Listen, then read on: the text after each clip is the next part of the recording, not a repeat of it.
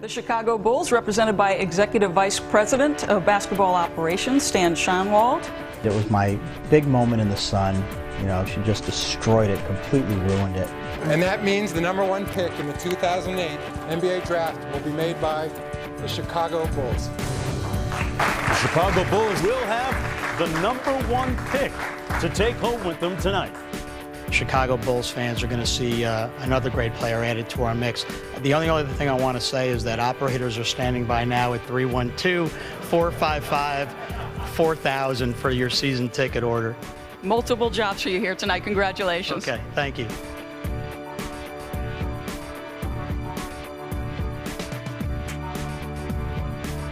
You were just privileged to be able to watch the greatest player that ever lived do his thing on a nightly basis with a bunch of other great players and interesting personalities around him. It was just a blessing.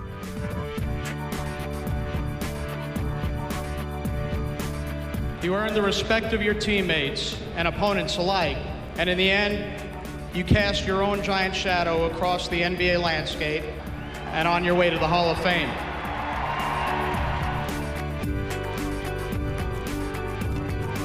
Fans, at this time, the Chicago Bulls would like to recognize Bulls Executive Vice President of Business Operations, Steve Schanwald.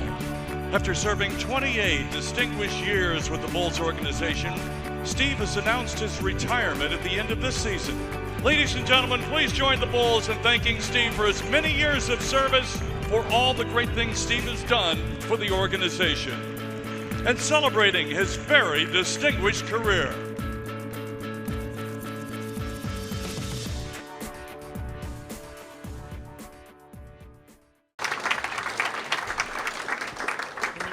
And Steve, before we turn things over to our chairman, Jerry Reinsdorf, we received an email today from Russ Potts, one of your mentors, of course, where you met at the University of Maryland, where he served as athletic director. Unfortunately, because of the inclement weather with the thunderstorms in the East Coast and Midwest, he could not make it tonight, but he passed along his very best to you and is very proud of your career.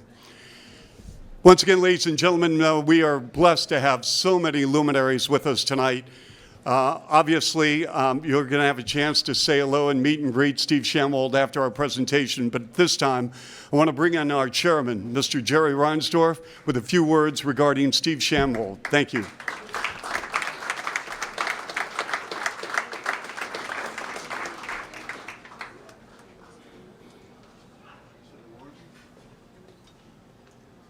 Well, Steve couldn't get a bigger turnout for his funeral than he's getting tonight. It's amazing how fast the years disappear. It seems like yesterday that Steve came to the White Sox in 1981, so I guess that has us together for 34 years and 35 seasons.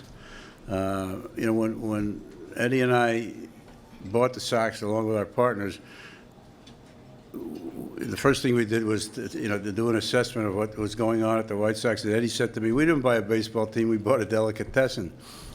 Because there was no organization, there was nothing. It was just, they opened the doors and the people came in and bought tickets. That was great. And Eddie had a friend, Russ Potts, who was a marketing guy, a marketing guru, and he agreed to give us a year and help us organize and get started. And he brought Steve in to work with him, and that was the start of a very wonderful, long relationship. Steve was very, very young. Actually, other than the gray hair, he doesn't look much younger. And the thing I hate the most about Steve is that he has the same amount of hair he had then, and I don't. But Steve he was the #2 guy then at the White Sox for several years. And when I came over to the Bulls, I found pretty much the same kind of thing that I found at the White Sox. The Chicago Sting, the indoor soccer team, was outdrawing the Bulls at that time, and they had really no marketing efforts. One of the things I asked the fellow who was the managing partner at the time was, "How many season tickets salesmen do you have?" And he said, "None." And I thought that was an unusual answer. And I said, "Why?" He said, "Well, you can't sell season tickets." He said, "If people want them, they'll call up and buy them. If they don't want them, you can't talk them into it." So at that point, I realized that something had to be done, but I had to give the marketing guy at the Bulls a fair chance. I gave him a year or two, and then I said, enough, I got to have Steve, and I reached back for Steve at the Bulls, at the White Sox, stole him away, and the rest is history. Done a phenomenal job. You know, it's one thing to lead the league in ticket sales when you're good, but we had a very forgettable 6 or 7 year run where we set a record for the worst record in the history of the NBA, and yet during that period of time, we still sold more tickets than any other team in the league, and that was certainly a tribute to Steve. And pretty much the things that he does here have been copied around basketball. He's more emulated than anybody that I know. I mean, everybody wants to know what's Steve doing, what's his next idea. So it's been great, and we're going to miss him, but he's moving on to I think what's going to be an incredible part of his life. Getting out of Chicago in the wintertime, playing a lot of golf. He's not going to get any better, but he'll play a lot of golf. Be playing a lot of golf in the winter and back here in the summertime, and I'm sure that we'll see a lot of Steve. But it's been great. It's been a wonderful experience, and the Chicago Bulls are far better off for your having been here. And you go on with our very, very best wishes. This is a great tribute to you, Steve. All these people coming out here to see you. Or maybe it's because they're happy you're leaving. I'm not sure. No, not true. This is a great tribute. You've made so many friends, and all those pictures that were up there, they just show the impact that you've had on so many people. So please come up here and say a few words, but I'm going to time it. You can't talk more than 45 minutes.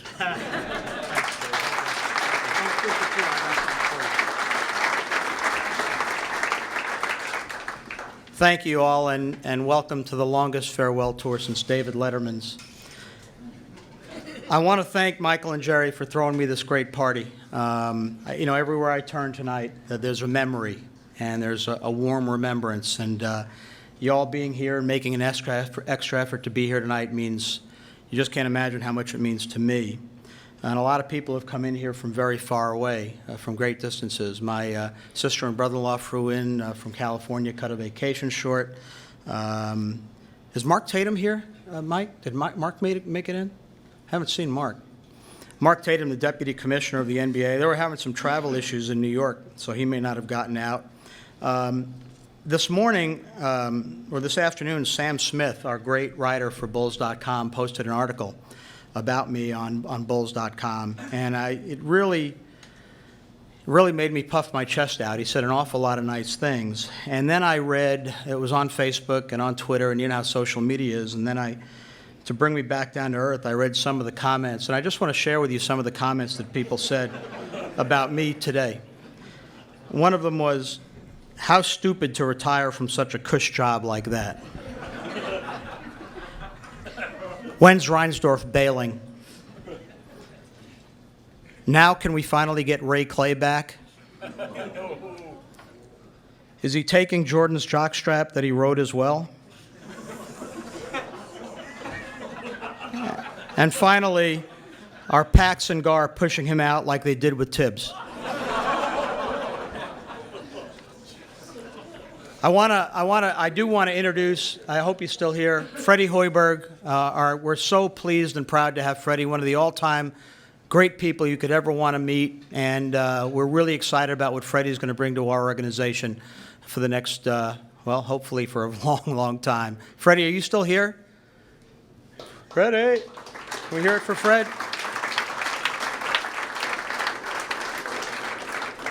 A lot of my golf buddies are here, co-workers past and present, who mean so much to me. You know, what can you say when your actual life exceeds the dreams that you had for yourself when you were a little kid? And they say that you can consider yourself successful when you look back and the memories make you smile, or when you know you've made a positive difference in at least one person's life. I've spent 40 years in this business, started at a very young age. Nearly 3 decades with the Bulls.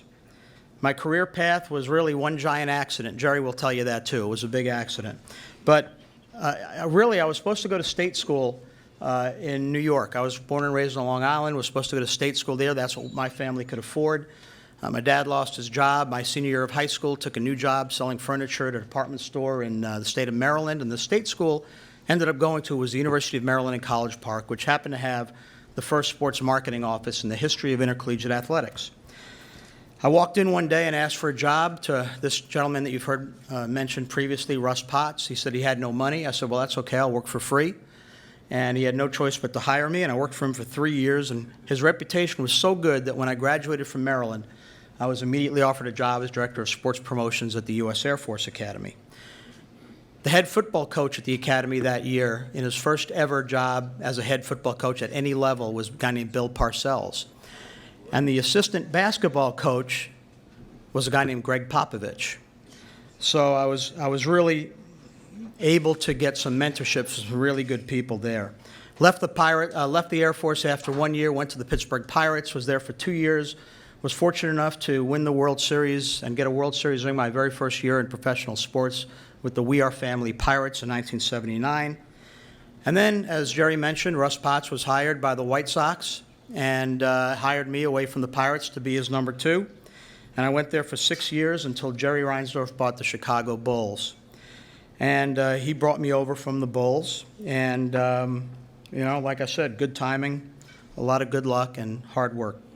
I remember my first assignment from Jerry was to go to Seattle for the NBA All-Star Game in 1987, and I went to Seattle. And I was summoned, I had a breakfast meeting, and I was summoned after the breakfast meeting to David Stern's suite. So I went up to David Stern's suite, I knocked on the door, and there, clad only in his boxer shorts, was the legendary commissioner of the NBA, David Stern. And all I could think of was that Aesop's fable that having the emperor had no clothes.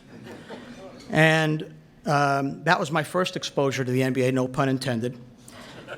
We've come a long way, and there's a lot to be proud of. And I think this is not only a celebration of my retirement, but I think it should be a celebration of how far the Bulls have come since Jerry purchased this franchise. And I want to take you on a little bit of a walk down memory lane. When Jerry bought back when I started with the Bulls in '87, we had but 14 employees on the marketing side. And as Jerry mentioned, when he bought the Chicago Bulls, we had no full-time ticket sales staff and only 4 people in the entire marketing department. Today we have 77. We were tenants in Chicago Stadium. We received no revenues from concessions or parking, no rent from concerts or other events. We acquired our very first computer in 1986. We acquired our first center-hung scoreboard in 1986 also, but there was no replay. It was just cartoons. We practiced in an old rundown church gymnasium named Angel Guardian, and now we have the finest training facility in the NBA right across the street. There was no radio network, there was no television network, there was no Spanish radio, there never had been. Sponsorship revenues that year for us totaled just $681,000, but by the following season, we had tripled that number, and within the next 10 seasons, we grew that number by 2,600%. In the middle of Michael Jordan's 3rd season, we were only selling 4,800 full-season tickets to only 1,500 individuals in a city of 8 million. Courtside seats cost just $40, and Jerry almost had a heart attack when we told him we wanted to raise the price the following year to $100. Now they cost $2,000 to $2,500 per game. Back in the early days of the Bulls in Chicago Stadium, we had so little respect, the Bulls did, and we had so few fans too, that our fans that attended our games were asked to watch our games through the hockey plexiglass. We had so little respect that they wouldn't even take the plexiglass down. So now I encourage you to take a look around you at this magnificent building. We paid for it in just 6 years' time. We sold 216 suites. We sold a ton of advertising. We sold a ton of premium seating areas and the naming rights for a then record-breaking price. We received numerous awards for advertising excellence and marketing excellence over the years. New departments were created, including the NBA's first community relations department, a publications and creative services department, digital and social media departments, and Bulls TV to ensure quality content for those vehicles. For the first time in our history, we built radio and television networks and began to broaden our reach throughout the Midwest and put our games on Spanish radio for the first time. To ensure future ticket sales success when the music would stop, we built a 25,000 name waiting list for season tickets and a 1 million name database to help ensure that we would be successful and buy our basketball department the time they needed to rebuild the product. We brought our radio rights in-house. When after Jordan left, no one wanted our rights. We brought them in-house, and we did so successfully. And whether our teams were good or bad, we've been basically at the very top of the NBA in attendance every year, a great tribute to a great sports town.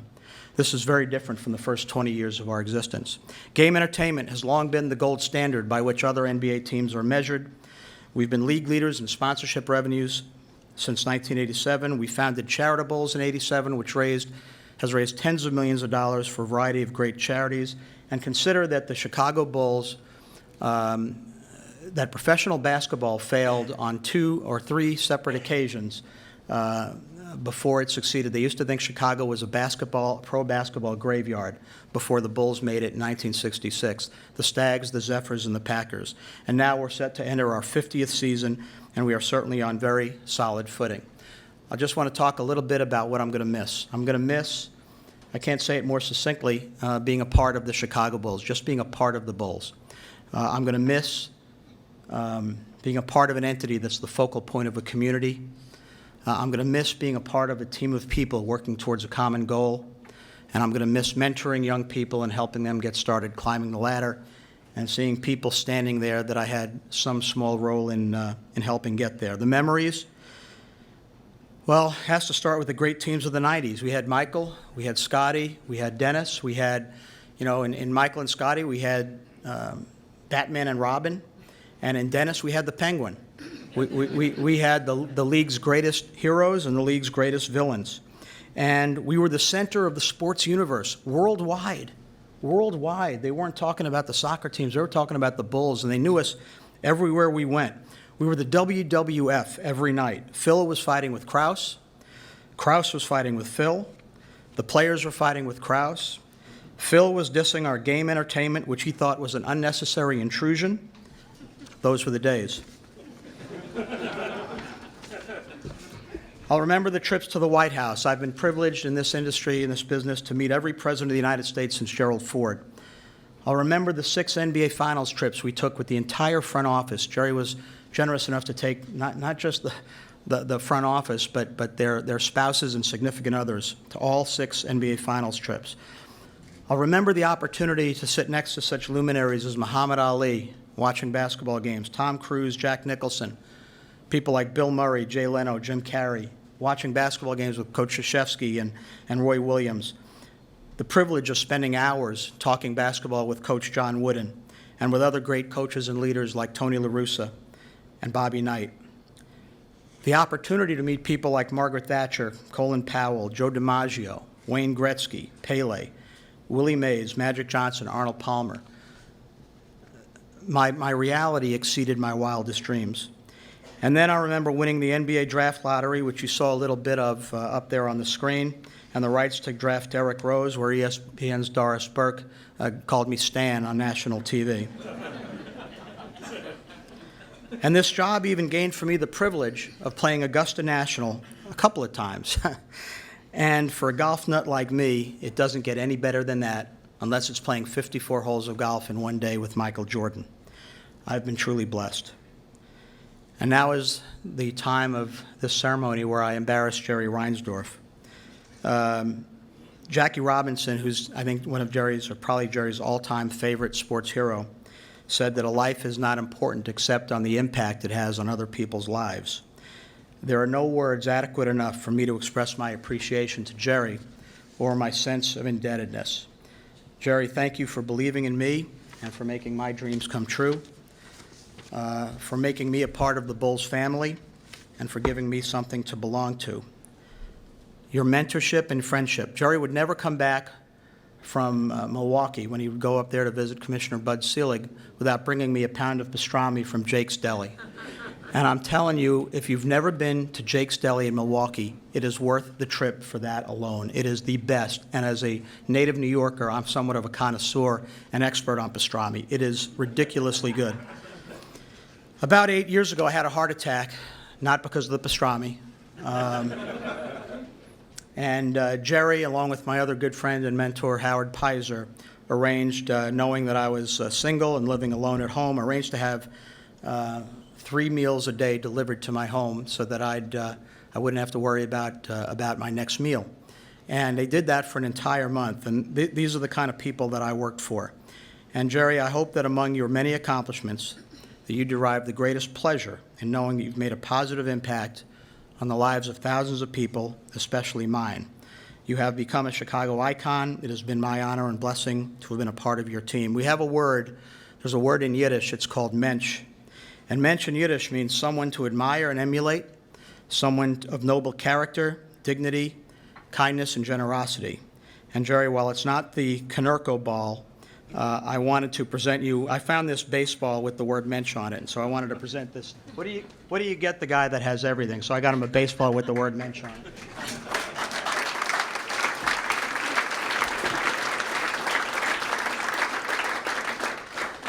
I'm going to wrap up here in a second, and thanks for being so patient with me. I want to say something to the young people that are here tonight who are just beginning their careers.